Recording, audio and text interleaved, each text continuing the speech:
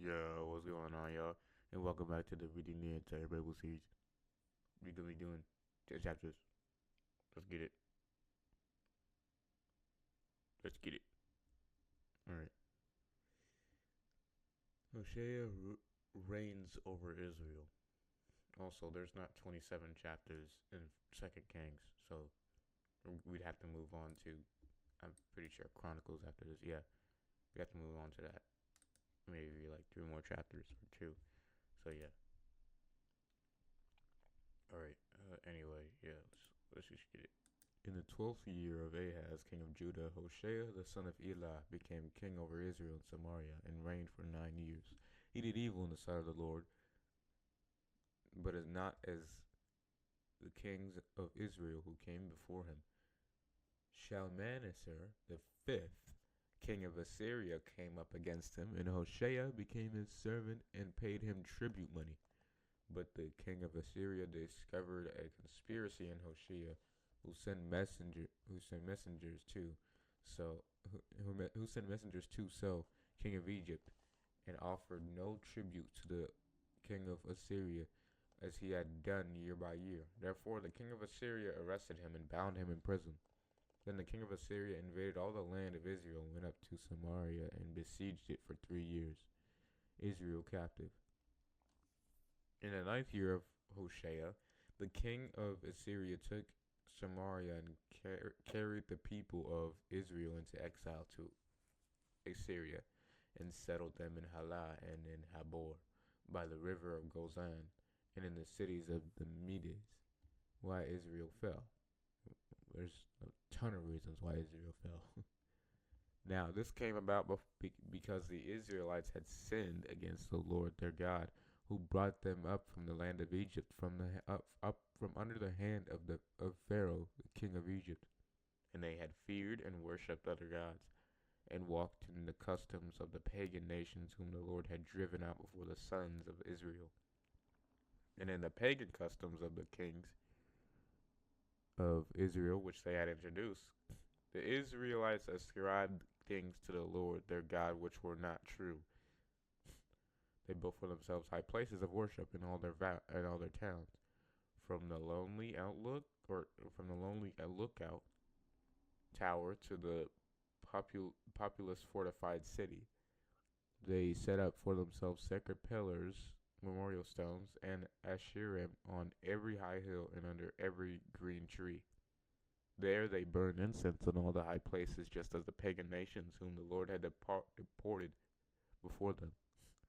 And they did evil and contemptible things, provoking the Lord to anger. And they served idols, of which the Lord had said to them, You shall not do this thing. That the Lord warned Israel about Judah, and Judah, not about Judah, and Judah, to all his prophets and every seer, saying, Turn from your evil ways and keep my commandments and my statutes, in accordance with all the law which I commanded your fathers, and which I sent to you by my servants the prophets. However, they did not listen, but stiffened their necks, as did their fathers who did not believe, trust in, rely on, remain steadfast to the Lord their God. They rejected his statutes and his covenant, which he made with their fathers, as well as warnings that he gave them. And they followed vanity, that is, false gods, idols, and became vain, empty-headed. They followed the pagan practices of the nations which surrounded them, although the Lord had commanded that they were not to do as they did. They abandoned all the commandments of the Lord their God, and made for themselves cast images of 2 calves. And they made an Asherah idol, and worshipped all the starry host of heaven, and served the Baal.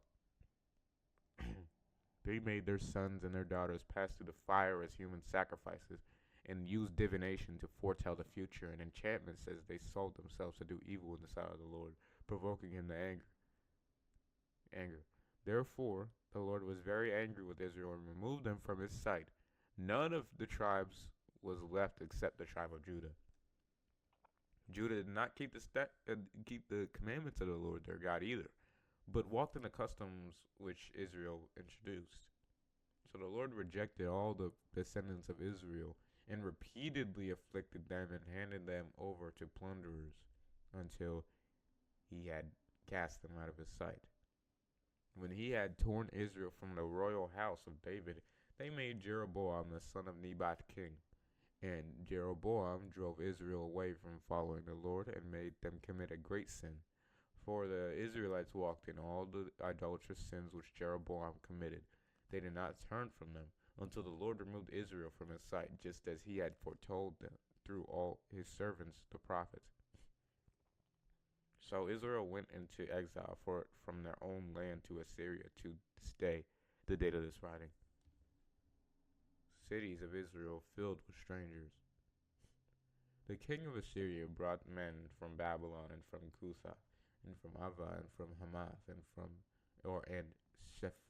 Sepharvaim, and settled them in the cities of Samaria in place of the sons of Israel. They took possession of Samaria and lived in the cities. Now when they began to live there, they did not fear the Lord. Therefore the Lord sent lions among them, which killed some of them. So the king of Assyria was told, the nations whom you have sent into exile and settled in the cities of Samaria do not know the customs of the God of the land.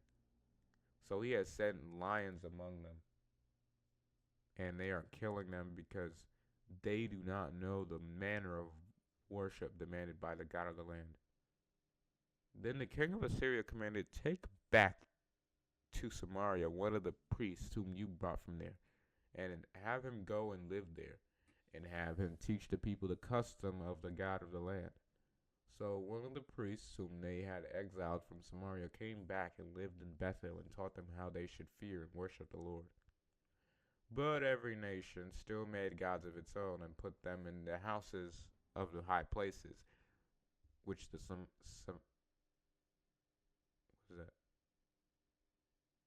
Samaritans? Which the Samaritans had made. Every nation in the cities where they lived. The men of Babylon made Succoth Benoth. The men of Cuth made Nirjal. The men of Hamath made Ashima. The Avites made Nibhaz and Tart. Bro, they worship in Mortal Kombat characters. That says Tartok. Isn't that like the race of Bardock? Or not Bardock, but that's Dragon Ball. Isn't that the race of that one dude? Y'all know who I'm talking about. The dude with the blades and the sharp teeth. Isn't that his race? And the Sepharvites burned their children in the fire to Adramelech. They really out here worshiping Mortal Kombat characters. What's happening? The gods of Sepharvaim. They also feared the Lord and appointed from among themselves priests of the high places who sacrificed for them in the houses of the high places. They feared the Lord, yet served their own gods, following the customs of the nations from among whom they had been sent into exile. To this day, they act in accordance with their former pagan customs. They do not really fear the Lord, nor do they obey their statutes and ordinances, nor the law, nor the commandments which the Lord commanded the descendants of Jacob, whom he named Israel, with whom the Lord had made a covenant and commanded them, saying, you shall not fear other gods, or bow yourselves to them, nor serve them, nor sacrifice to them. But the Lord, who brought you from the land of Egypt with great power and an outstretched arm, with him you shall fear, and to him you shall bow yourselves to, and to him you shall sacrifice. The statutes and the ordinances and the law and the commandment which he wrote for you by the hand of Moses, you shall observe and do forever. You shall not serve other gods. The covenant that I have made with you, you shall not forget. You shall not forget other gods. You shall not fear other gods. That's what I was to say. But the Lord your God you shall fear and worship. Then he will rescue you from the hands of all your enemies. However, they did not listen, but they acted in accordance with their former customs. So these nations superficially feared the Lord. They also served their idols, as did their children and their children's children, just as their fathers did. So, do they to this day, the date of this writing. Yikes. Well, it's not really a yikes anymore. Well, no, it's still a yikes because they died in their sin. I'm just assuming though. Alright. Hezekiah reigns over Judah. Now it came about in the 3rd year of Hoshea, the son of Elah, king of Israel, Hezekiah, the son of Ahaz, king of Judah, became king. He was 25 years old when he became king, and he reigned 29 years in Jerusalem. His mother's name was Abi, the daughter of Zechariah. Hezekiah did right in the sight of the Lord, in accordance with everything that David his father had done. He removed the high places of pagan worship, broke down the images, memorial stones, and cut down the Asherim. He also crushed to pieces the bronze serpent that Moses had made, for until those days the Israelites had burned incense to it, and it was called Nehushtan, a bronze sculpture. Hezekiah trusted in and relied confidently on the Lord, the God of Israel, so that after him there was no one like him among all the kings of Judah, nor among those who were before him. For he clung to the Lord. He did not turn away from faithfully following him, but he kept his commandments which the Lord had commanded Moses. Hezekiah is victorious. Not glorious. Not. You remember that song?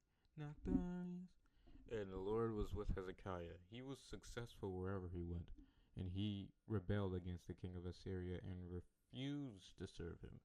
He defeated the Philistines as far as Gaza, the most distant city in its borders, from the isolated lookout tower to the populous fortified city. Now, in the 4th year of King Hezekiah, which was the 7th of Hoshea, the son of Elah, king of Israel, Shalmaneser, the king of Assyria, went up against Samaria and besieged it. At the end of 3 years, they captured it in the 6th year of Hezekiah, which was in the 9th year of Hoshea, the king of Israel. Samaria was taken. Then the king of Assyria sent Israel into exile to the king of Assyria sent Israel into exile to Assyria, and put them in Halah, and on the Harbor, the river of the city of Gozan, and in the cities of the Medes, because they did not obey the voice of the Lord their God, but broke his covenant, everything that Moses the servant of the Lord had commanded, and they would not listen nor do it. Invasion of Judah. In the 14th year of King Hezekiah, Sennacherib, king of Assyria, went up against all the fortified cities of Judah except Jerusalem, and captured them. Then Hezekiah, king of Judah, sent a word to the king of Assyria and Lachish, saying, I have done wrong. Withdraw from me. Whatever you impose on me, I will bear. So the king of Assyria imposed on Hezekiah, king of Judah, a tribute tax of 300 talents of silver and 30 talents of gold. Hezekiah gave him all the silver that was found in the house of the Lord and in the treasuries of the king's house palace. At that time, Hezekiah cut away the gold framework from the doors of the temple of the Lord and from the doorposts which he had overlaid, and gave it to the king of Assyria. Then the king of Assyria sent the Tartan and the Rabsaris and the Rabshakeh, his highest officials, with a large army from Lachish to King Hezekiah at Jerusalem.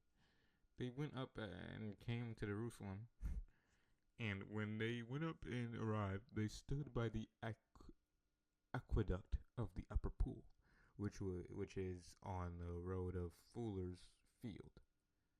When they called for the king, Eliakim, the son of Hilkiah, who was in charge of the king's household, and Shebna, the scribe, and Joah, the son of Asaph, the secretary, went out to meet them. Then the Rabshakeh said to them, Say to Hezekiah, thus says the great king, the king of Israel, the king of Assyria. There you go. What is the reason for this confidence that you have? You say, but they are only empty words. I have counsel and strength for a war. Now whom do you rely that you have rebelled against me? Now pay attention. You are relying on Egypt, On that staff of crushed reed, if a man leans on it, it will only go into his hand and pierce it. So is Pharaoh, king of Egypt, to all who trust and rely on him.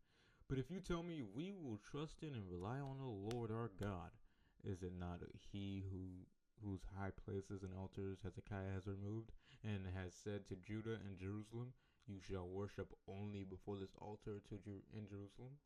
Now then, make a bargain with my lord the king of Assyria, and I will give you 2,000 horses.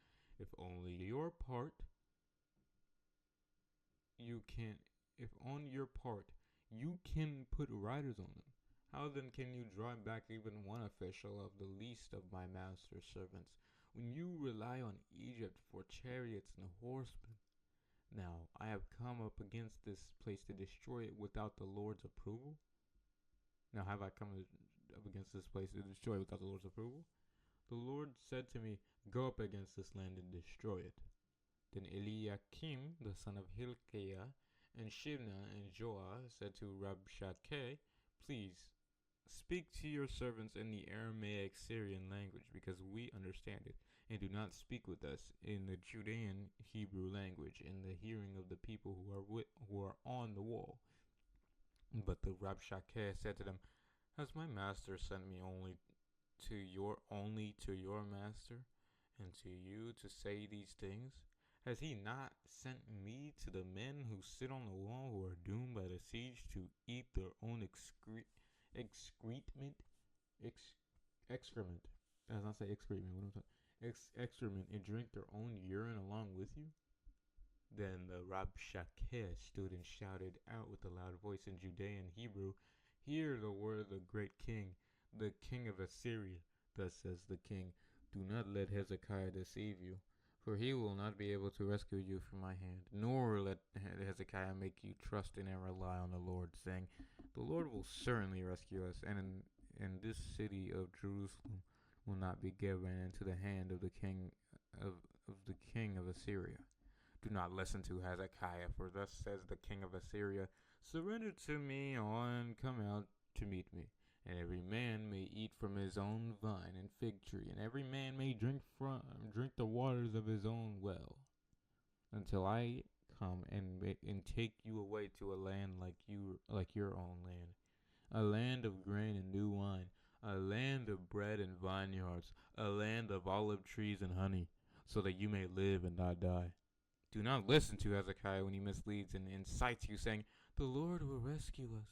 Has any one of the gods of nations ever rescued his land from the hand of the king of Assyria? Yes. Where are the gods of Hamath and Arpad and Aram? Where are the gods of Sepharvaim, Hena, and Eva in the valley of the Euphrates? Have they rescued Samaria, Israel's capital, from my hand? Who among all the gods of the lands have rescued their lands from my hand, that the Lord would rescue Jerusalem from my hand? Oh, so he's saying, I'm stronger than God. Oh, okay. Alright, we'll see if that's true. It's not. But the people kept silent and did not answer him, for the king had commanded, do not answer him. Then Eliakim, the son of Hilkiah, who was in charge of the royal household, and Shebna, the scribe, and Joah, the son of Asaph, the secretary, came to Hezekiah with their clothes torn in grief and despair, and told him what the Rabshakeh had said. Isaiah's alive? I guess we're pretty far into the story, so of course he's alive. Isaiah encourages Hezekiah. When King Hezekiah heard about it, he tore his clothes and he covered himself with sackcloth and went into the house of the Lord. Then he sent Eliakim, who was in charge of his household, Shebna the scribe, and the elders of the priests covered with sackcloth, to Isaiah the prophet, the son of Amos. They said to him, thus says Hezekiah, this is a day of distress and anxiety, of punishment and humiliation, for children have come to the time of their birth, and there is no strength to rescue them. It may be that the Lord your God will hear. It may be that the Lord your God will hear all the words of the Rabshakeh, whom his master, the king of Assyria, has sent to taunt and defy the living God, and will rebuke the words which the Lord your God has heard. So offer a prayer from the remnant of his people that is left in Judah. So the servants of King Hezekiah came to Isaiah. Isaiah said to them, Say this to your master, thus says the Lord, Do not be afraid because of the words that you have heard, with which the servants of the king of Assyria have reviled, blasphemed me. Behold, I will put a spirit in him so that he will hear a rumor and return to his own land, and I will make him fall by the sword in his own land. Sennacherib defies God. So the Rabshakeh returned and found the king of Assyria fighting against Libnah, a fortified city in Judah, or of Judah. For he had heard that the king had left Lachish. When the king heard them say concerning Tirhakah, king of Ethiopia, Behold, he has come out to make war against you. He sent messengers again to Hezekiah, saying, Say this to Hezekiah, king of Judah, Do not let your God on whom you rely deceive you by saying, Jerusalem shall not be handed over to the king of Assyria. Listen, you have heard what the Assyrian kings have done to all the lands, destroying them completely. So will you be spared? Did the gods of the nations whom my forefathers destroyed rescue them? Gozan and Haran of Mesopotamia, and Rezeph, and the people of Eden who were in Telassar? Where is the king of Hamath, the king of Arpad of northern Syria, the king of the city of Sepharvaim, and of Hena and Eva? So obviously that's Satan speaking through him. He's trying to, Hezekiah's prayer. Hezekiah received the letter from the hand of the messengers and read it. I wouldn't have read it. I would have been like, hey, he's talking too much. We know what to do. Then he went up to the house of the Lord and spread it out before the Lord. Hezekiah prayed before the Lord and said, O Lord, the God of Israel, who is enthroned above the cherubim of the ark of the temple, you are the God, you alone, of all the kingdoms of the earth. You have made the heavens and the earth. O Lord, bend down your ear and hear, Lord. Open your eyes and see. Hear the taunting words of Sennacherib, which he has sent to taunt and defy the living God. It is true, Lord, that the Assyrian kings have devastated the nations in their lands and have thrown their gods into the fire. For they were not real gods, but only the work of men's hands, wood and stone. So they could destroy them and have destroyed them.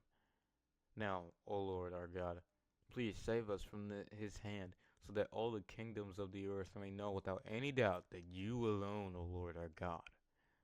God's answer through Isaiah. Then Isaiah the son of Amos sent word to Hezekiah, saying, Thus says the Lord, the God of Israel, I have heard your prayers to me regarding Sennacherib, king of Assyria. This is the word that the Lord has spoken against him. The virgin daughter of Zion has despised you and mocked you. The daughter of Jerusalem has shaken her head behind you. Whom have you taunted and blasphemed? Against whom you raised your voice? Whom have you raised your voice? And haughtily lifted up your eyes? Against the Holy One of Israel.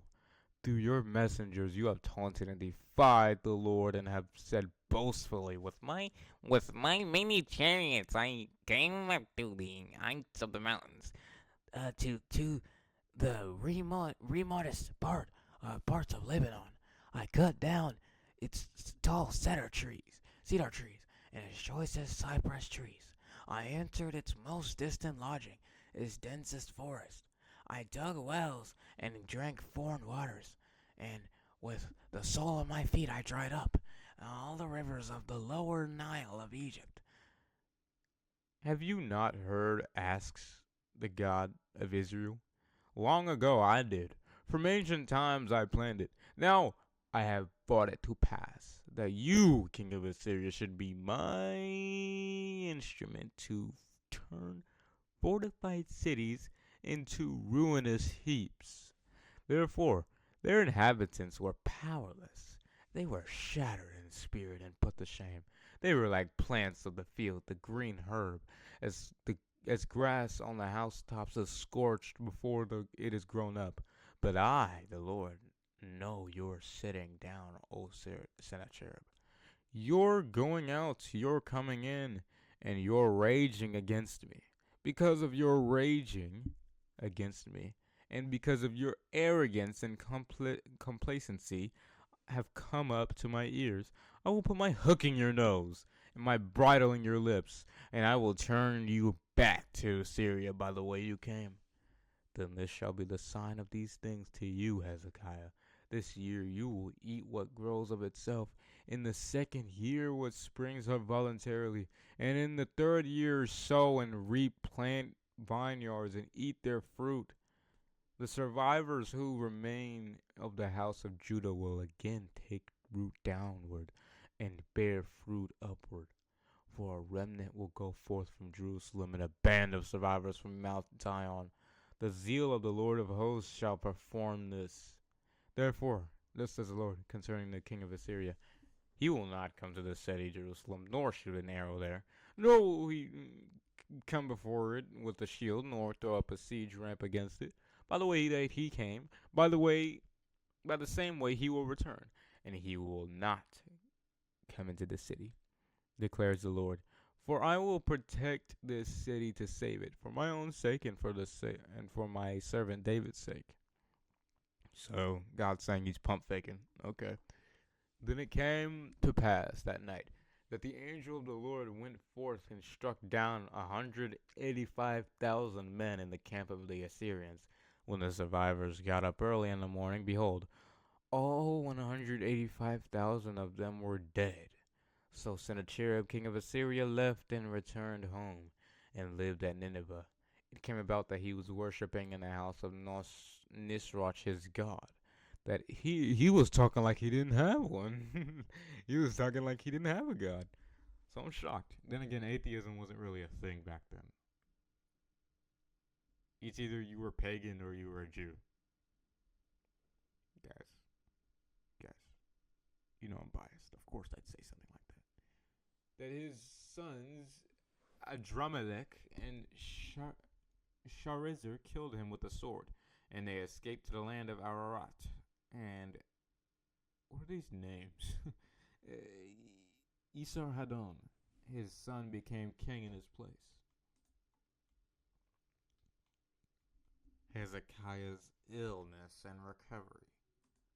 In those days, when Sennacherib first invaded Judah, Hezekiah became deathly ill.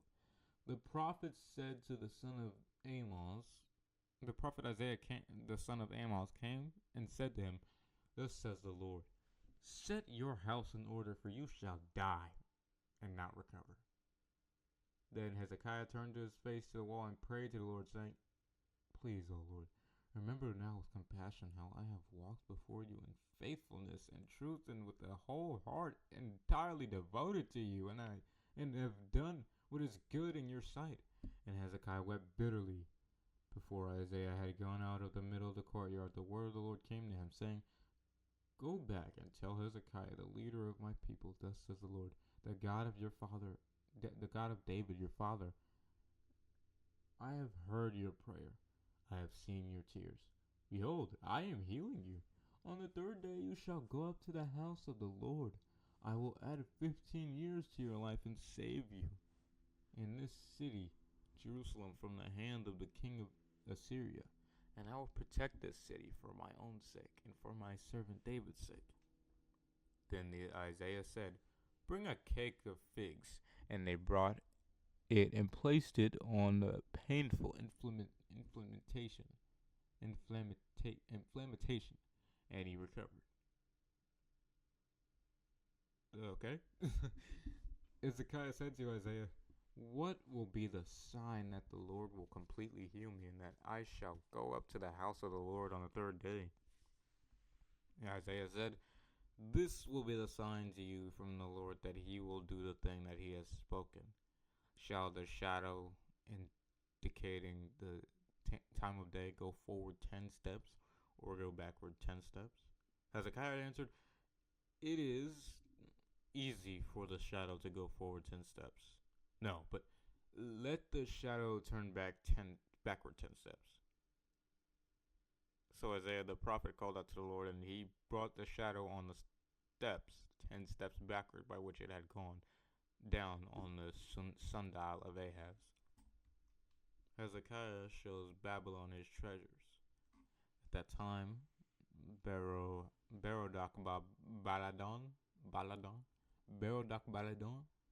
a son of Baladon, king of Babylon, sent letters and a gift to Hezekiah, for he had heard that Hezekiah had been sick. Hezekiah listened to and welcomed them, and foolishly showed them all his treasure house, the silver and gold and spices and precious oil, and his armory, and everything that was found in his treasuries. There was nothing in his palace, nor in all his realm that Hezekiah did not show them. Then Isaiah the prophet came to King Hezekiah and said to him, "Are you stupid?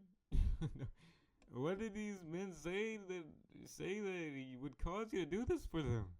From where have they come to you?" Hezekiah said, "Oh, they have come from a very far country, from Babylon." Isaiah said, "What then have they seen? What have they seen in your house?" Hezekiah answered, "They have seen everything that is in my house. There is nothing in my treasuries that I have not shown them." Then Isaiah said to Hezekiah, "Hear the word of the Lord. Behold, the time is coming when everything that is in your house and that your fathers have stored up until this day will be carried to Babylon. Nothing will be left, says the Lord. And some of your sons who will be born to you will be taken away as captives, and they will become eunuchs in the palace of the king of Babylon." Then Hezekiah said to Isaiah, "The word of the Lord which you have spoken is good." For he thought, "Is it not good if at least there will be peace and security in my lifetime?" Facepalm. The rest of the acts of Isaiah and all his might. Okay, bro, stop not pumping. So look at me over here using the wrong terminology now. What I really meant to say was, okay, you can stop hyping up your. I wouldn't be surprised actually if the person who kept putting that was actually the person who wrote the book of Chronicles of the Kings of Judah, and how he made the Salon pool and the aqueduct and brought water into the city. Are they not written in the book of Chronicles of the Kings of Judah? Hezekiah slept with his fathers in death, and Manasseh his son became king in his place.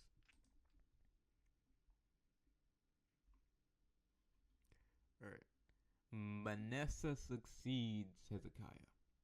Manasseh was 12 years old when he became king, and he reigned for 55 years in Jerusalem. His mother's name was Hephzibah. He did great evil in the sight of the Lord. Yikes. In accordance with the idolatrous, repulsive acts of the pagan nations whom the Lord dispossessed before the sons of Israel. For he rebuilt the high places for the worship of pagan gods, which his father Hezekiah had destroyed. And he set up altars for Baal, and made an image of Asherah, just as Ahab, king of Israel, had done. And he worshipped all the starry host of heaven and served them. I guess right there, that's not talking about angels. That's talking about the stars. Okay. I'm pretty sure heaven in certain contexts can refer to the sky. So I guess that's what they was talking about. And he built pagan altars in the house of the Lord, of which the Lord had said, in Jerusalem I will put my name presence. And he built altars for all the hosts of heaven in the two courtyards of the house of the Lord. He made his son pass through the fire and burned him as an offering to Molech. He practiced witchcraft and divination and dealt with mediums and soothsayers. He did great evil in the sight of the Lord, provoking him to anger. He made a carved image of the goddess Asherah and set it up in the house, of which the Lord said to David and to his son Solomon, in this house and in Jerusalem, in the tribe of Judah, which I have chosen from all the tribes of Israel, I will put my name forever, and I will not make the feet of Israel wander any more from the land which I gave their fathers, if only they will be careful to act in accordance with everything that I have commanded them, and with all the law that my servant Moses commanded them. But they did not listen. And Manasseh seduced them to do more evil than the nations whom the Lord destroyed before the sons of Israel. So, he's treating it like a child.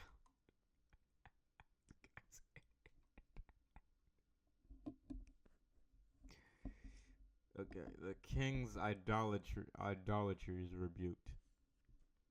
Now the Lord spoke through his servants, the prophets, saying, because Manasseh, king of Judah, has committed these repulsive acts, having done more the evil than all the Amorites did who were before him, and has also made Judah sin with his idols, therefore thus says the Lord, the God of Israel, behold, I am bringing such catastrophe on Jerusalem and Judah, that everyone who hears of it, both of his ears will ring from the shock. I will stretch over Jerusalem the measuring line of Samaria and the plummet of the house of Ahab, and I will wipe Jerusalem clean, just as one wipes a dirty bowl clean, wiping it and turning it upside down. I will abandon the remainder of my inheritance and hand them over to their enemies, and they will become plunder and spoil to all their enemies, because they have done evil in my sight, and have been provoking me to anger, since the day their fathers came from Egypt to this day. Moreover, Manasseh shed a very, very great quantity of innocent blood, until he had filled Jerusalem from one end to another, besides the sin with which he made Judah sin, by doing evil in the sight of the Lord. Now the rest of the acts of Manasseh, everything that he did, is given down and now in the book of Chronicles of the kings of Judah. Manasseh slept with his fathers in death, and was buried in the garden of his own house in the garden of Uzzah. And his son Amon became king in his place. Amon succeeds Manasseh. Amon was 22 years old when he became king, and he reigned 2 years in Jerusalem. His mother's name was Methuselah. Methuselah.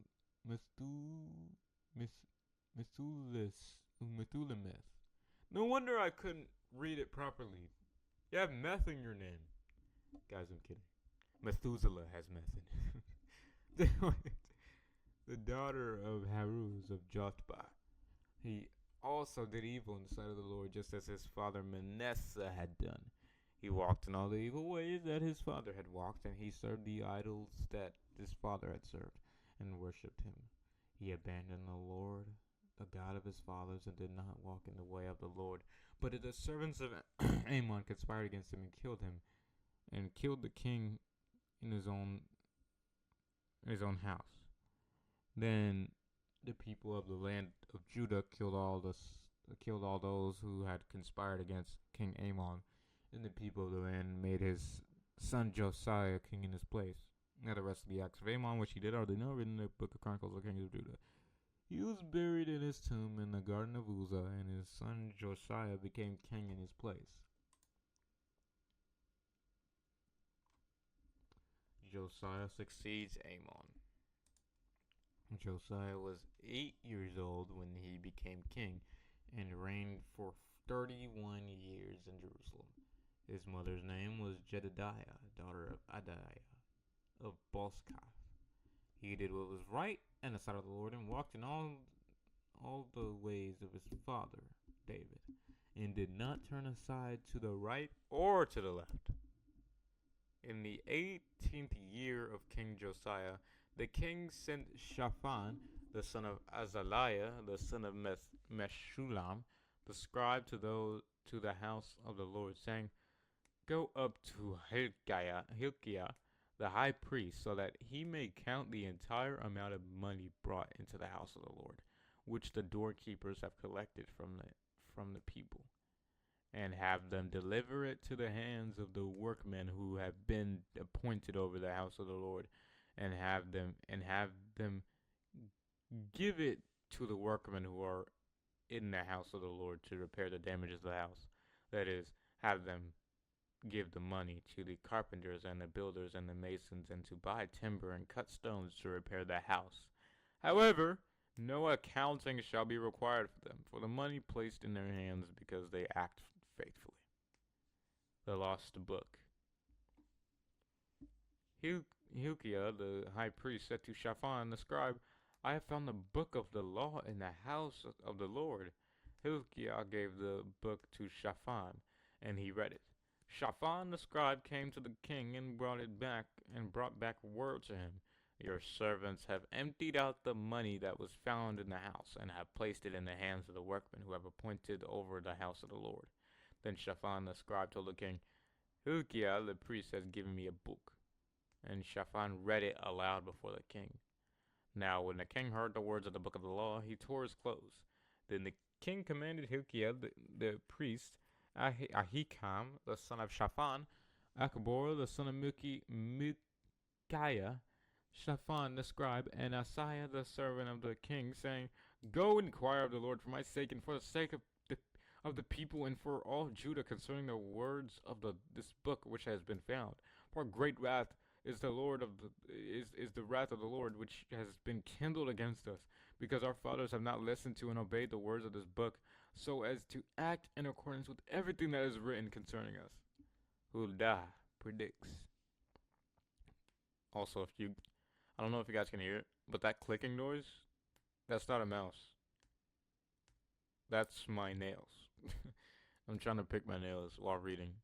I think I'm not gonna say that actually. I'm gonna just leave it at that. I'm just gonna leave it at that. So Hilkiah the priest, Ahikam, Achbor, Shaphan, and Asaiah went to Huldah the prophetess, the wife of Shallum the son of Tikvah, the son of Harhas, keeper of the wardrobe. She was living in Jerusalem in the second quarter, the new part of the city, and they spoke to her. She said to them, "Thus says the Lord, the God of Israel, tell the man who sent you to me, thus says the Lord, behold, I am bringing a catastrophe on this place, Judah, and on its inhabitants, according to all the words of the book which the king of Judah has read, because they have abandoned, rejected me, and have burned incense to other gods, that they might provoke me to anger with all the work of their hands. Therefore my wrath burns against this place, and it will not be quenched. So you might as well move away. Go to Egypt or something. But to the king of Judah, who sent you to inquire of the Lord, you shall say this to him. Thus says the Lord, the God of Israel, regarding the words which you have heard, because your heart was tender, receptive, penitent, and you humbled yourself before the Lord. When you heard what I said against this place and against its inhabitants, that they should become a desolation and a curse, and because you have torn your clothes and wept before me, I have heard you, declares the Lord. Therefore, behold, King Josiah, I will gather you to your fathers, and you will be taken to your grave in peace, and your eyes will not see all the evil catastrophe which I will bring on this place. So they brought back word to the king. Wow, nothing at the bottom. Y'all see that? All right. Josiah's covenant. King Josiah sent word, and they brought to him all the elders of Judah and of Jerusalem. The king went up to the house of the Lord, and with him all the men of Judah and all the inhabitants of Jerusalem, the priests, the prophets, and all the people, both small and great. And he read in their hearing all the words of the. I don't know why I stopped. When I stop randomly like that, it's because my eyes just don't want to work. Like, sometimes I don't know, I just stop just to stop. Or my eyes just don't want to work. I don't know. I have glasses on too. I don't know, it's weird. Of the book of the covenant which was found in the house of the Lord. The king stood by the pillar and made a covenant before the Lord to walk after the Lord and to keep his commandments, his testimonies, and his statutes with all his heart and soul, to confirm the words of this covenant that were written in this book. And all the people entered into the covenant. Reforms under Josiah. Then the king commanded Hilkiah, the high priest, and the priests of the second rank, and the doorkeepers to bring out of the temple of the Lord all the articles made for Baal, for the goddess Asherah, and for all the starry hosts of heaven. And he burned them outside Jerusalem in the fields of the Kidron, and carried their ashes to Bethel, where Israel's idolatry began.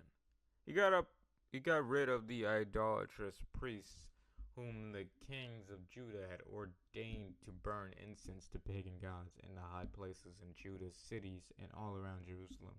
Also, those who burned incense to Baal, to the sun, to the moon, to the constellations of the zodiac, and to all the starry hosts of heaven, and to all the starry hosts of heaven.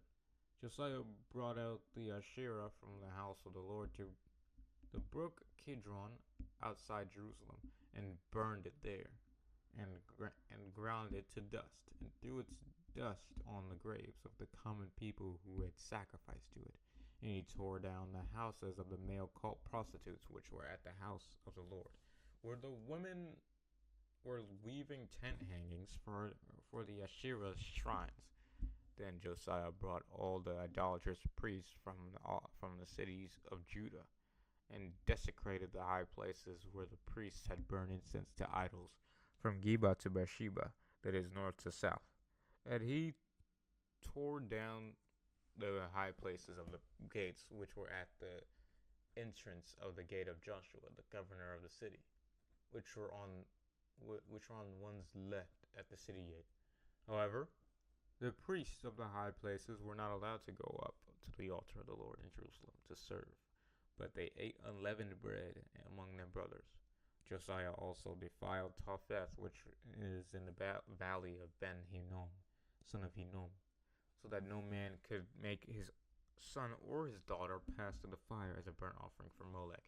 And he got rid of the horses that the kings of Judah had given in worship to the sun, and at the entrance of the house of the Lord by the chamber of Nathan Melech, the official, which was in the annex. And he burned the chariots of the sun.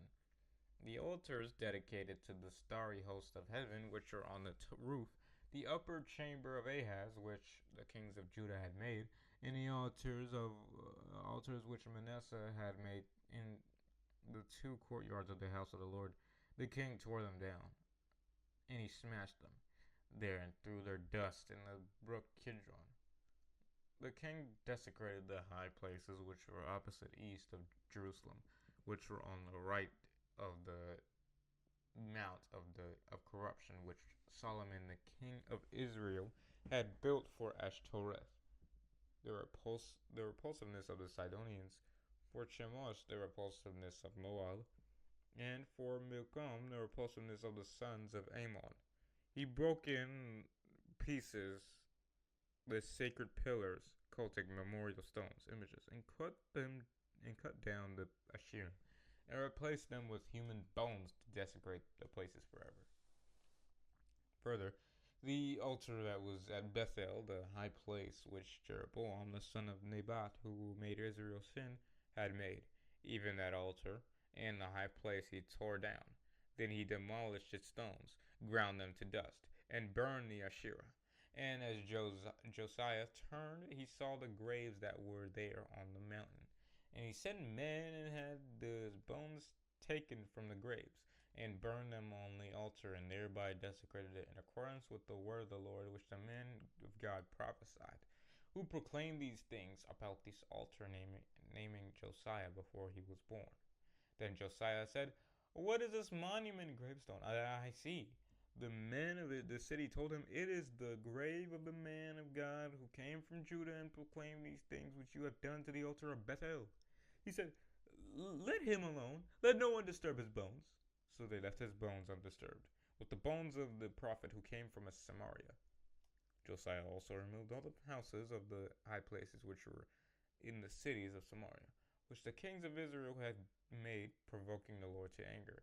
And he did to them just as he had done to those in Bethel.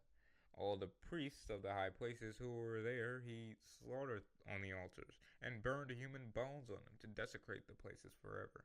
Then he returned to Jerusalem. Passover reinstituted. Then the kings then bro. Then the king commanded all the people, saying, "Celebrate the Passover to the Lord your God, as it is written in the book of the covenant." Indeed, such a Passover as this had not been held since the days of the judges who judged Israel, nor in all the days of the kings of Israel and the kings of Judah.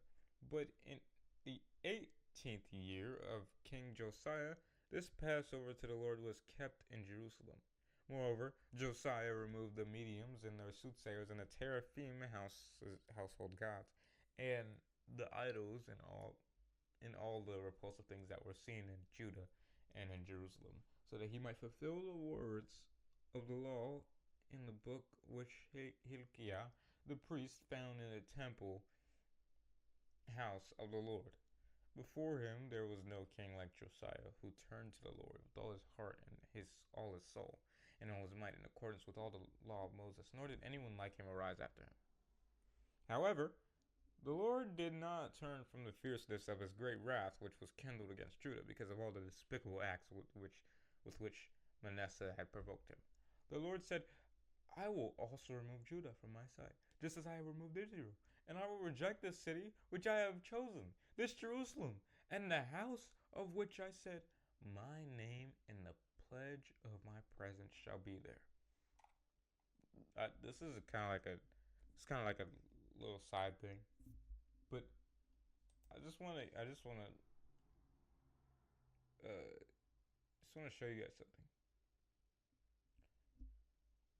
The Lord said, "I will also remove Judah from my sight, just as I have removed Israel, and I will reject this city which I have chosen, which I have." Let me select it. Look at that. Which I have chosen. I gotta get the which in there too. Which I have chosen. Now this could mean two things. Either he has chosen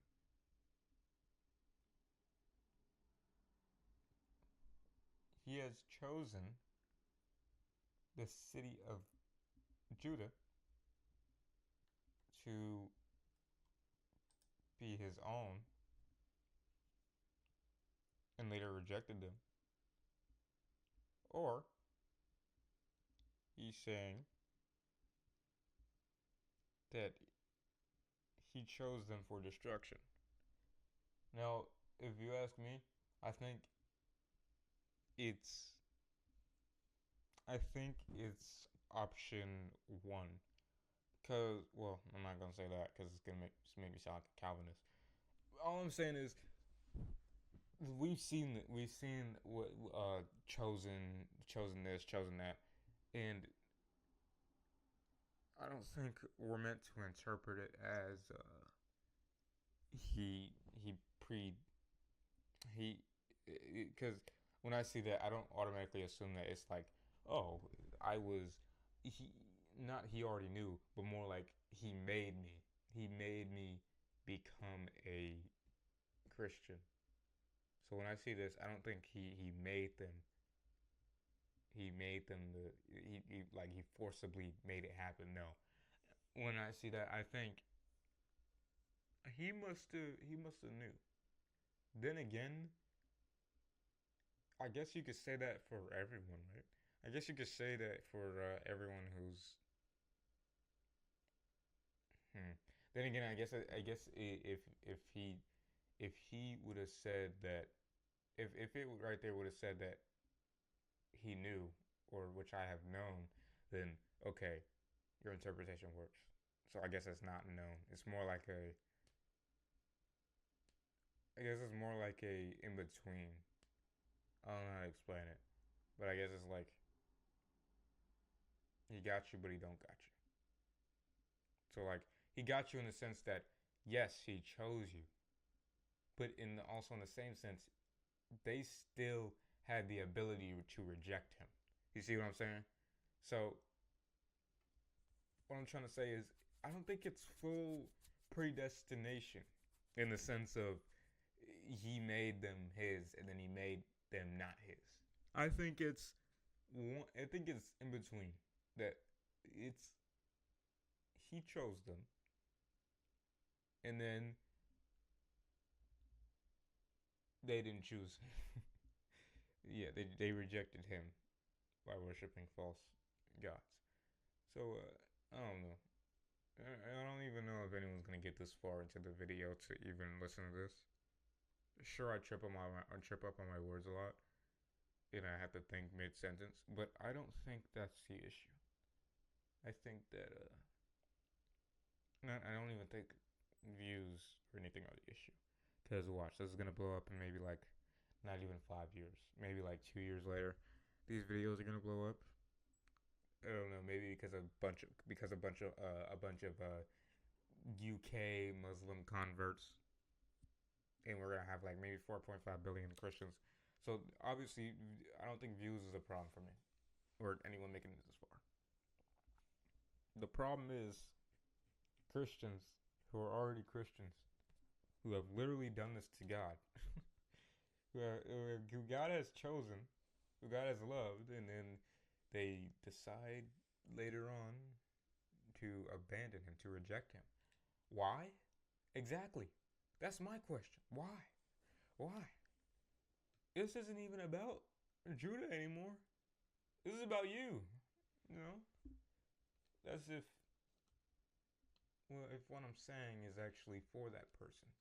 And if this is for that person and you are still watching, I just want to tell you, you had no good reason to leave. You had no good reason. I know this is coming out of nowhere too, because it's like, God, keep reading. What are you doing? But guys, it's my video.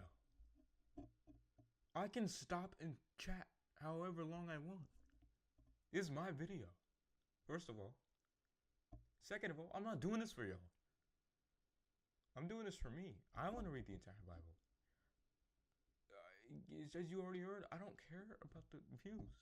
Sure, it looks cool. It looks cool, but at the same time, so it's not even me trying to look righteous. I'm just stating the fact. I know that sounds kind of rude, but still, like, dude, it's my YouTube channel. It's my video. It's my video. No, but yeah, that's all I have to say. It's just like that one Christian who left later on. I don't know why he left, but God chose you. You chose him for a while, and then either you changed, you went another way to serve some other God. Maybe that God includes yourself, or you just gave up. I don't know which one is you, but I just want to say there's no reason for you to give up. There was no reason for you to give up. You can't say you got burnout. You just can't say that. I know that sounds like, okay, that sounds judgmental because you don't even know what I've been through. But I can say that, guys, if only I could recall that scripture off the top of my head. Oh my gosh. Anyway, I think it's like Matthew 7:15. No, I don't know. It's something like that. I know it's in Matthew, but come to me, all who you are you who are heavy laden, and I'll give you rest. That's Jesus speaking. If you were burnt out, stressed out, why don't you just run to God? You know, a 30-minute prayer is not hard. Not even like an hour. If you've been a Christian for maybe like 5 years, it's not hard at all. It is though if you if you're burnt out because you're a workaholic and you've been working so much and your God is not your immediate run to. Video games is, YouTube is, TikTok, Snapchat, porn. All those are your run to except for God. I mean, hey, that's the case for some people. And I don't get it. When I say I don't get it, I mean I don't condone it. You should always be running to God. And I hope that I stay true to my I practice what I preach, because it's way better to just get in the prayer closet, just sit down, or just literally just sit somewhere where it's quiet for maybe like 5 minutes, 10 minutes, maybe a minute if you're really that ADHD brain. I don't even know if it's ADHD anymore. I think it's just y'all got short attention spans. But yeah, if it's like, dude, just 1 minute, 30 seconds, literally 30 seconds. Wait, but what do I talk to God about? Your problems.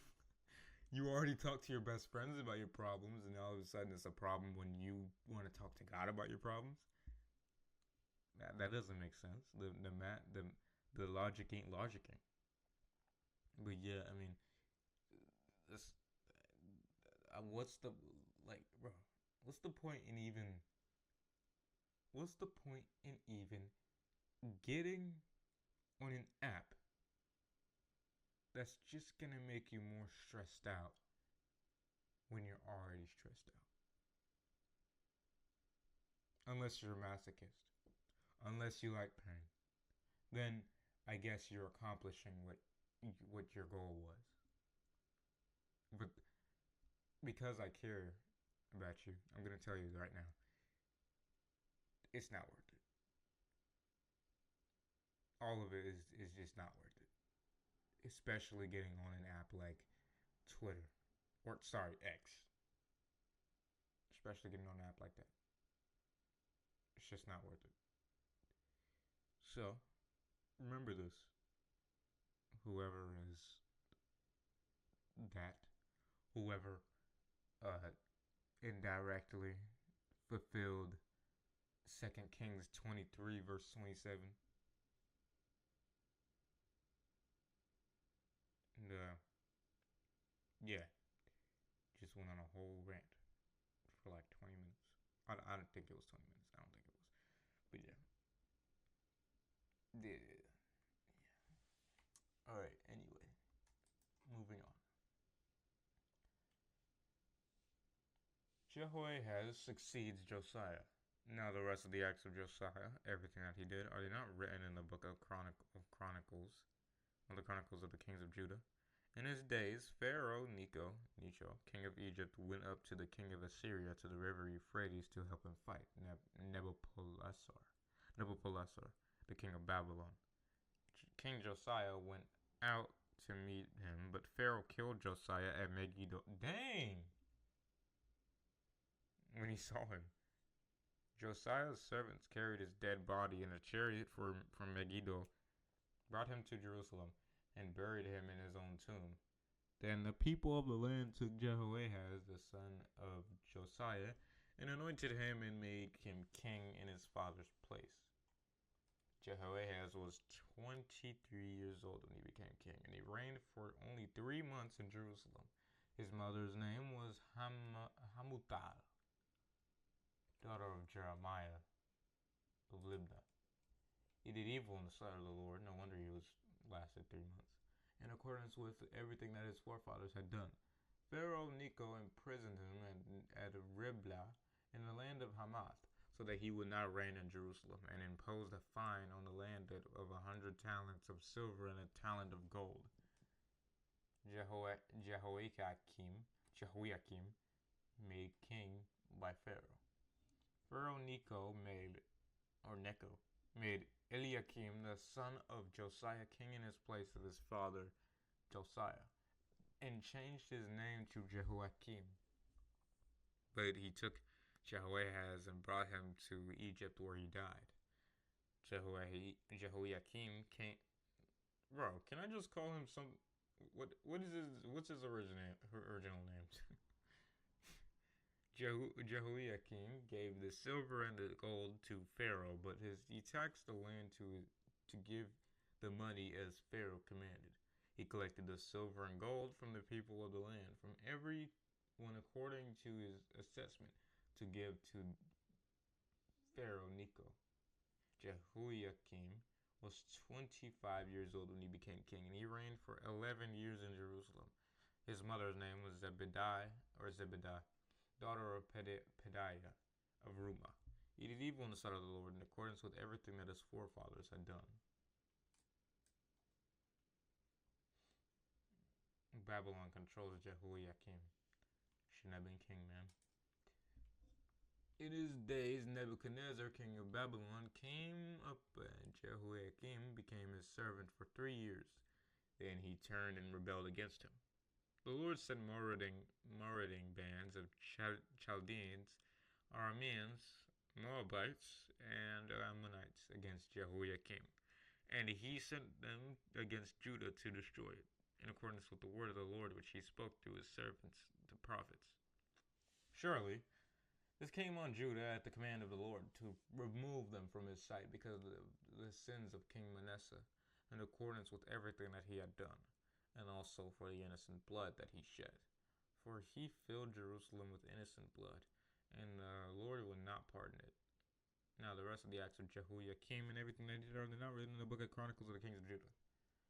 Jehoiachin reigns. So Jehoiakim slept with his fathers in death, and his son Jehoiachin became king in his place. The king of Egypt did not come out of his land again, because the king of Babylon had taken everything that belonged to the king of Egypt, from the river of Egypt to the river Euphrates. Jehoiachin was 18 years old when he became king, and he reigned only 3 months in Jerusalem. His mother's name was Nehushta, daughter of Elnathan of Jerusalem. He did evil in the sight of the Lord, in accordance with everything that his father had done. Garbage. Deportation to Babylon.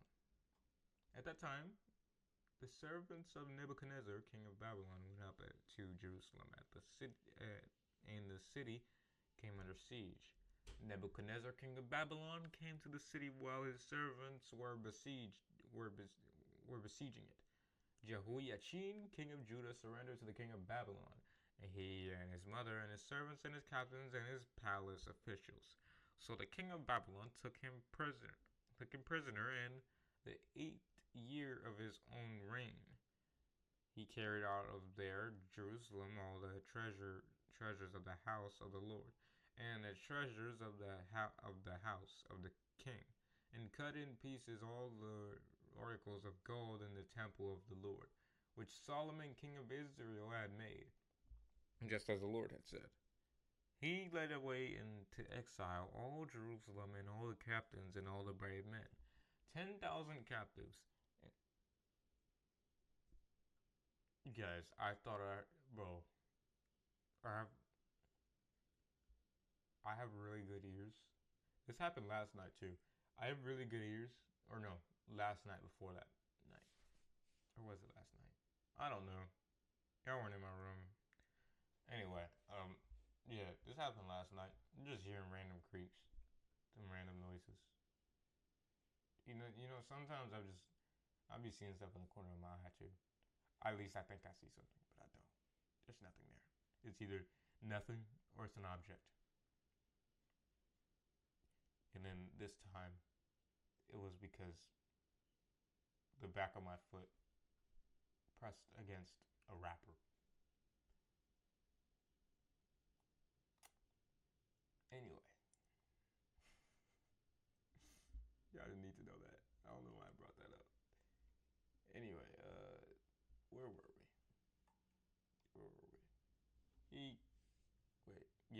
Okay, yeah, because I did this. Actually, let's go back here. Nebuchadnezzar, king of Babylon, came to the city while his servants were besieging it. Jehoiachin, king of Judah, surrendered to the king of Babylon, he and his mother and his servants and his captains and his palace officials.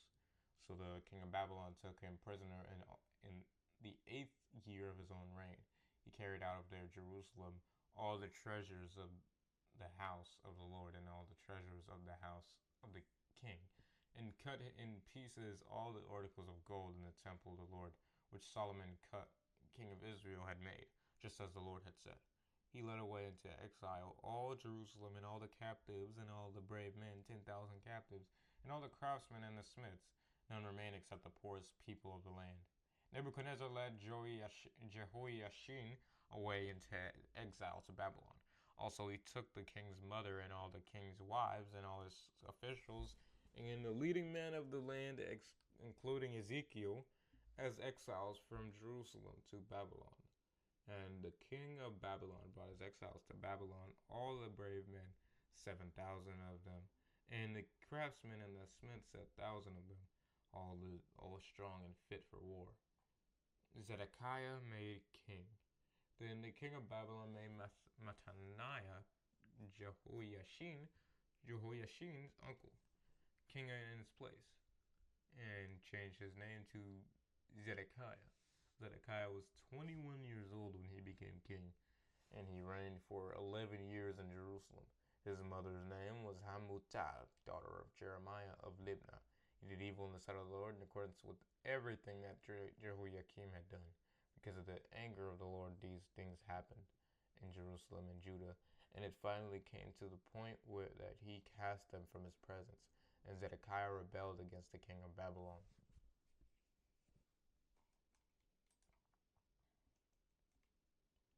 Nebuchadnezzar besieges Jerusalem. Now, in the 9th year of Zedekiah's reign, on the 10th day, I say 9th. Anyway, on the 10th day of the 10th month, Nebuchadnezzar, king of Babylon, came, he with all his army, against Jerusalem, encamped against it and built siege works surrounding it. The city came under siege for nearly 2 years, until the 11th year of King Zedekiah. On the 9th day of the 4th month, the famine caused by the siege was severe in the city. There was no food for the people of the land. Then the city wall was broken and into and conquered. All the men of war fled by night by the way of the gate between the two walls by the king's garden, through the Chaldeans, Babylonians, were all around the city, and they went by way of the Arabah, the plain of the Jordan. The army of the Chaldeans pursued the king and overtook him in the plains of Jericho. Then his entire army was dispersed from him. So they seized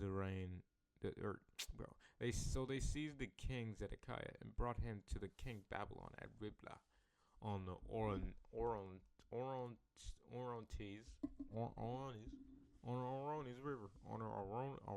River, and sentence was passed on him. They slaughtered the sons of Zedekiah before his eyes. They then put out the eyes of Zedekiah and bound him hand and foot with bronze fetters and brought him to Babylon. What the heck? What type of punishment? What type of... I don't know.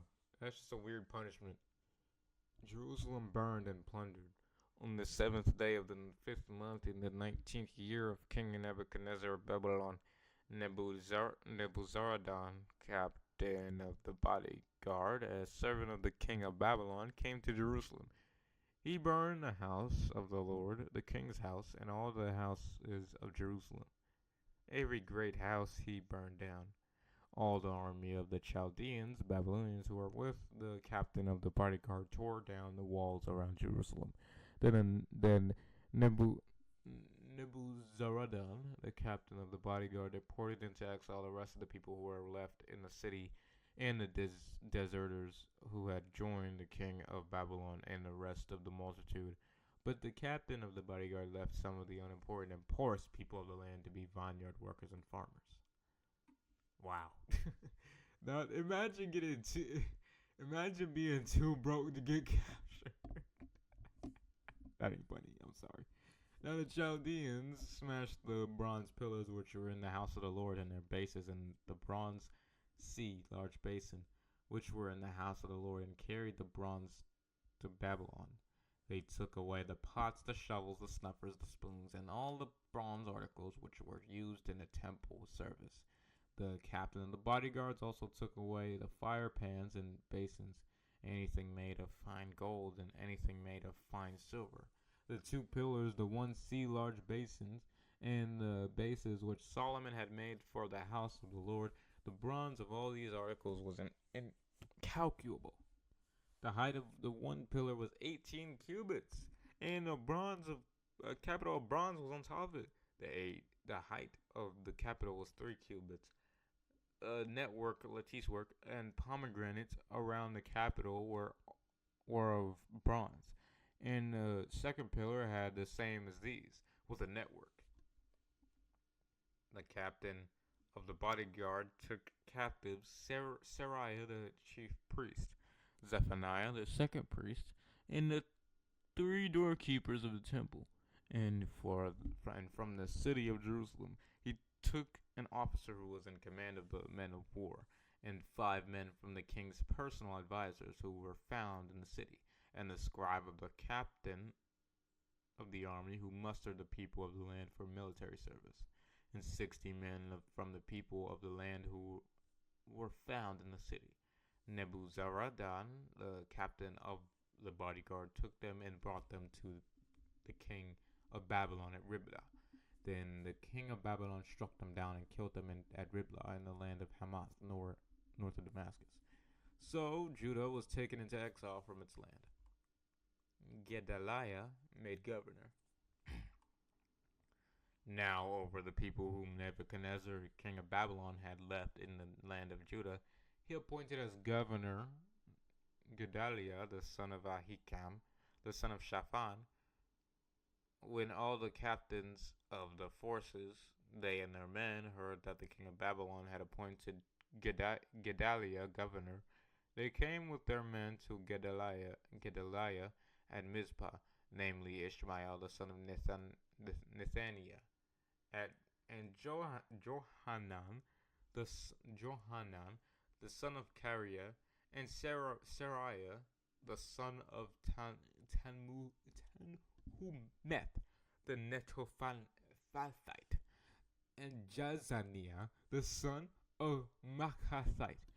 Gedaliah swore an oath to them and their men, and said to them, "Do not be afraid of the servants of officials of the Chaldeans.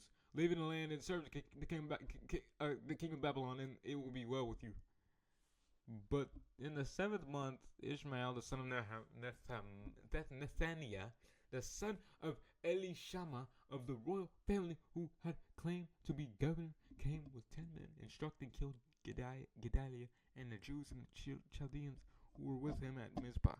Then all the people, both small and great, and the captains of the forces set out and went to Egypt, for they were afraid of the Chaldeans, Babylonians. Now it came about in the 37th year of the exile of Jehoiachin, king of Judah, on the 27th day of the 12th month, that evil Merodach, king of Babylon, in the year that he became king, showed favor to Jehoiachin, the king of Judah, and released him from prison. And he spoke kindly to him and set his throne above the throne of the other kings of the captive people who were with him in Babylon. Jehoiachin changed his prison clothes for palace garments, and he dined regularly in the king's presence for the remainder of his life. And his allowance and continual one was given to him by the king, evil Merodach, a portion every day for the rest of his life. Finally, we're in the book. Oh wait, no, this is not a good thing. Actually, wait. I mean that because we're gonna get a lot of detail. The dude that was hyping it up last chapters, he made sure that this was gonna have a lot of detail. How many chapters is this? Because we're only doing 2 right now. How many? Ah, ah, ah, ah, ah. Oh no! Oh no! Oh no! Oh no! Genealogy from Adam. Oh gosh. Too late. Or I mean, too late. Adam, his genealogical line. Seth, Enosh, Kenan, Mahalalel, Jared, Enoch, Methuselah, Lamech, Noah, and his sons Shem, Ham, and Japheth. The sons of Japheth: Gomer, Magog, Madai, Javan, Tubal, Meshech, and Tiras. The son of Gomer: Ashkenaz, Diphath, and Togarmah. The son of Javan: Elisha, Tarshish, Kittim, and Rodanim. The sons of Ham: Cush, Mizraim, Put, and Canaan. The sons of Cush: Seba, Havilah, Sabta, Ramah, and Sabteka. The sons of Ramah: Sheba and Dedan. Cush became the father of Nimrod. He began to be a mighty one upon the earth. Mizraim became the father of the people of Lud, Anim, Lehab, Nephtu, Pathros, and Cashlu, from whom came the Philistines and Captor. Canaan became the father of Sidonians as firstborn, and Heth the Jebusites, Amorites, Girgashites, Hivites, Archites, Sinites, Arvatites, Zemarites, and Hamathites. The sons of Shem: Elam, Ashur, Arpachshad, Lod, Aram, Uz, Hul, Gether, and Meshech. Arpachshad became the father of Shelah, and Shelah became the father of Eber. To Eber were born 2 sons. The name of the one was Peleg, because in his days the population of the earth was divided according to its languages, and his brother's name was Joktan. Joktan became the father of Almodad, Shilif, Hazarmaveth, Jerah, and Hadoram. Uzal, Dikla, Ibal, Abimelech, Sheba, Ophir, Havilah, and Jobab. All these were the sons of Joktan.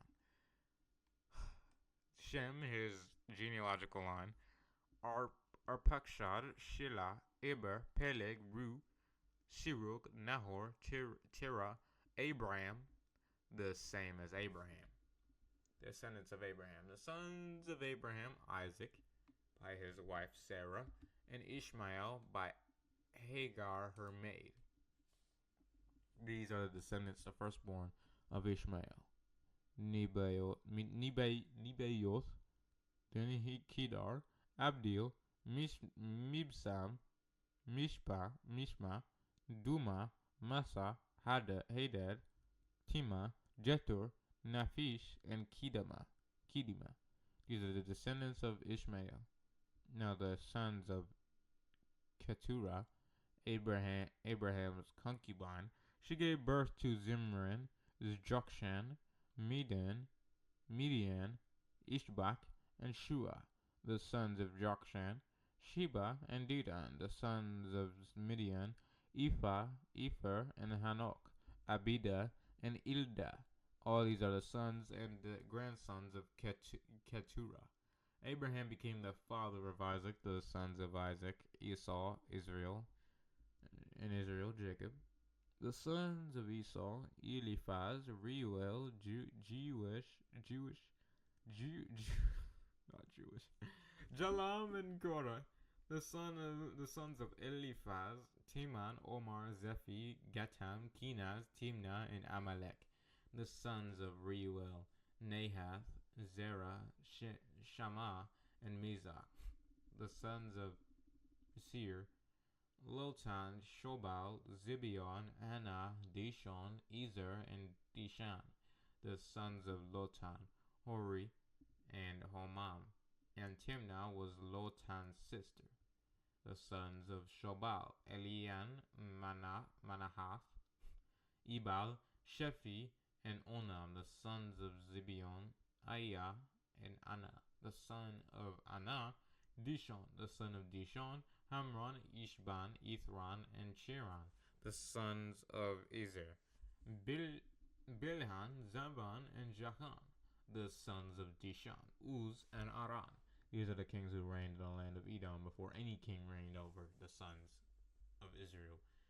Bela, the son of Beor, the name of his city was Dinhabah. When Bela died, Jobab, the son of Zerah of Bozrah, became king in his place. When Jobab died, Husham of the land of the Temanites became king in his place. When Husham died, Hadad, the first of Edom, the son of Bedad, who defeated Midian in the field of Moab, became king in his place. The name of his city was Avith. When Hadad the first died, Samlah of Mazrekah became king in his place. When Samlah died, Shaul of Rehoboth on the river Euphrates became king in his place. When Shaul died, Baal-Hanan, the son of Akbor, became king in his place. When Baal-Hanan died, Hadad the second became king in his place. The name of his city was Pai. His wife's name was Mehetabel, daughter of Matre, the daughter of Mizahab. Hadad died also.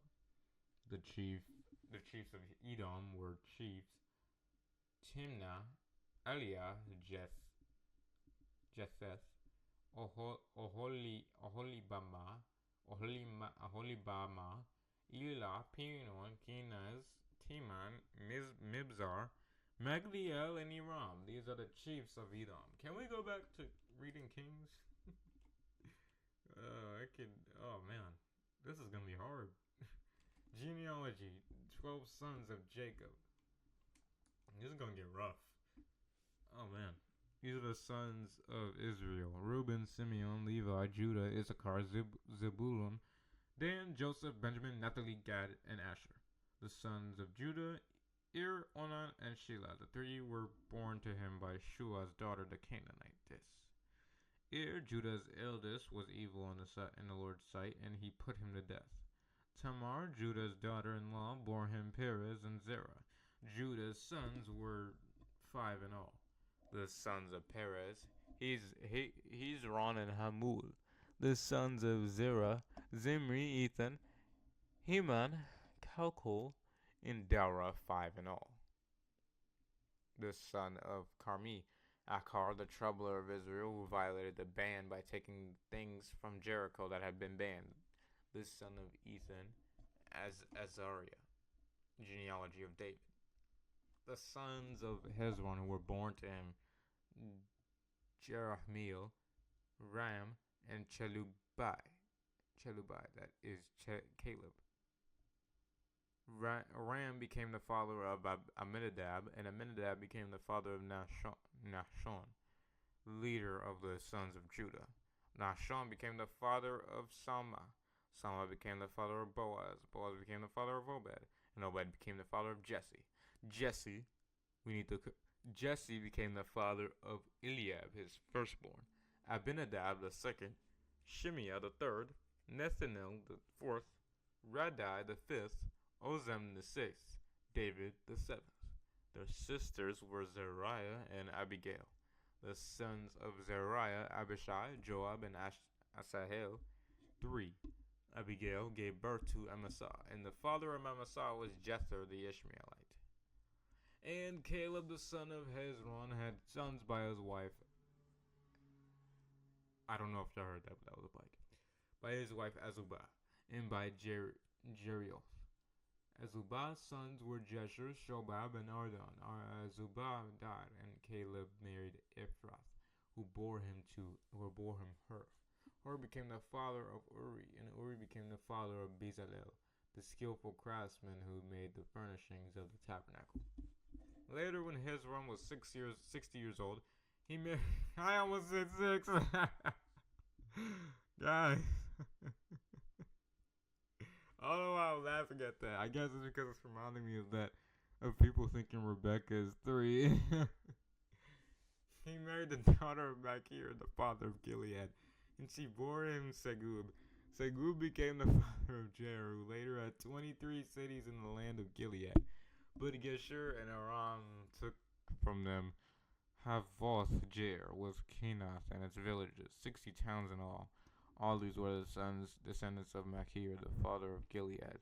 After Hezron died, and Caleb Ephrathah, Abijah, Hezron's wife, bore him Ashur, the father of Tekoa. The sons of Jerahmeel, the firstborn of Hezron, Ram the firstborn, Bunah, Oren, Ozem, and Ahijah, Jerahmeel, and had another wife named Atarah. She was the mother of Onam. The sons of Ram, the firstborn of Jerahmeel, were Maz, Jamin, and Eker. The sons of Onam, Shammai, and Jadah. The sons of Shammai, Nadab, and Abishur. The name of Abishur's wife was Abihail. She bore him Ahban and Molid. The sons of Nadab, Seled and Apam. Seled died childless. The son of Apam, Ishi. The son of Ishi, Sheshan.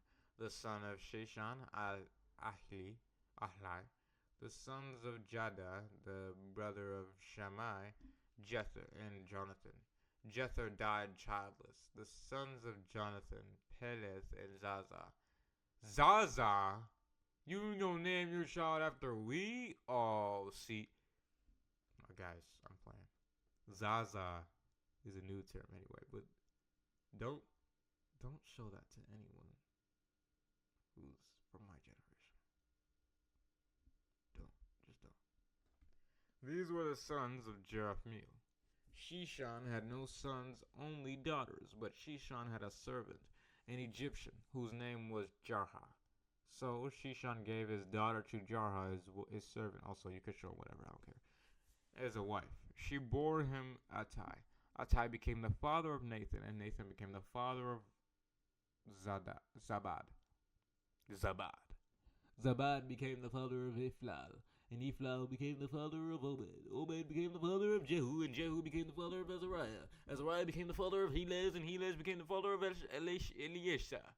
Eliesa became the father of Shishma, and Shishma became the father of Shalom. Shalom became the father of Jechemiah, and Jechemiah became the father of Elishama. The sons of Caleb, the brother of Jerahmeel. Mishah's firstborn was the father of Ziph, and his son Merishah was the father of Hebron. The sons of Hebron, Korah, Tapua, Rechem, and Shema. Shema became the father of Raham, the father of Jorchim, and Rechem became the father of Shammai. The son of Shammai was Maon. Maon became the father of Beth-zur. Ephah, Caleb's concubine, gave birth to Haran, Mozah, and Gaziz. Haran became the father of Gaziz. The sons of Jahdai, Regem, Jotham, Gishan, Pelet, Ephah, and Shaph. Makkah, Caleb's concubine, gave birth to Shebir and Tirhana. He also bore Shaph, the father of Madmana, and Shiva, the father of Machbina, and of Gibeah, and the daughter of Caleb was Aksha. These were the sons of Caleb. The sons of Hur, the firstborn of Ephrathah, Shobal, the father of Kiriath Jearim, Selma, the father of Bethlehem, and Hareph, the father of Beth Gader. Shobal, the father of Kiriath Jearim, had other sons. Haroir, half of Menahithites,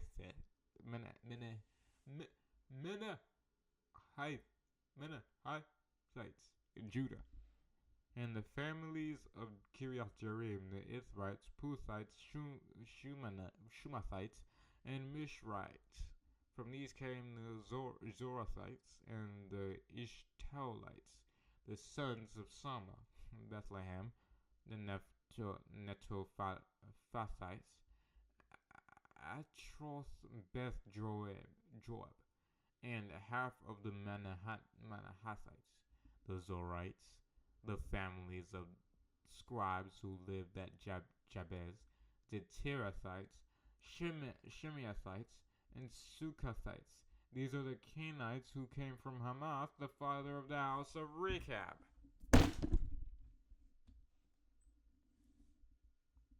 And as of right now, that's it. God bless.